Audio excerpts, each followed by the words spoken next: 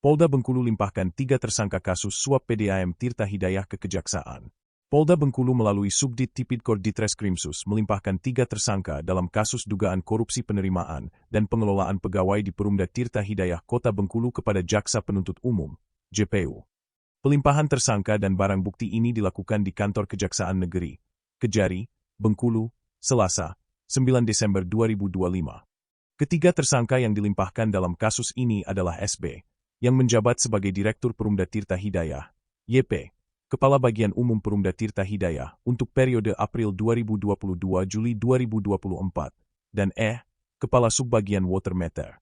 Kasih Penuntutan Kejati Bengkulu, Arif Wirawan, memastikan pihaknya telah menerima berkas dan para tersangka. Ia menegaskan penahanan terhadap ketiga orang tersebut akan dilakukan di Rutan Malabro Bengkulu selama masa penahanan awal selama 20 hari ke depan.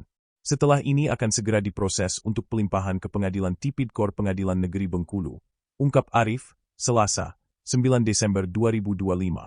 Terpisah, Kanit 2 Subdit Tipidkor Ditreskrimsus Polda Bengkulu, AKP Magfira Prakarsa, mengatakan selain menyerahkan 3 orang tersangka, mereka juga menyerahkan beberapa barang bukti. Di antaranya sertifikat tanah, uang sebesar 300 juta rupiah lebih, 2 unit mobil, beberapa handphone, serta dokumen-dokumen terkait lainnya. Tadi sudah kita serahkan 3 orang tersangka termasuk barang bukti, dan sejumlah uang hasil pengembalian kerugian negara, kata Magfira. Diberitakan sebelumnya, mereka diduga melakukan tindak pidana korupsi dengan modus operandi yang melibatkan penerimaan uang suap dan gratifikasi untuk mengangkat 117 orang menjadi pegawai harian lepas, PHL, di perusahaan milik pemerintah daerah tersebut. Kasus yang terjadi antara tahun anggaran 2023 hingga Mei 2025 ini diperkirakan merugikan negara hingga 5,5 miliar rupiah.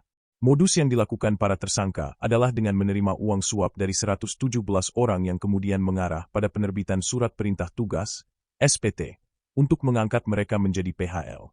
Total gratifikasi yang diterima para tersangka mencapai 9,5 miliar rupiah. Sementara kerugian negara yang ditimbulkan dari tindak pidana ini diperkirakan mencapai 5,5 miliar rupiah. Atas kasus ini, pihak kepolisian telah berhasil menerima sebagian pengembalian uang yang merugikan negara sebesar 320 juta rupiah.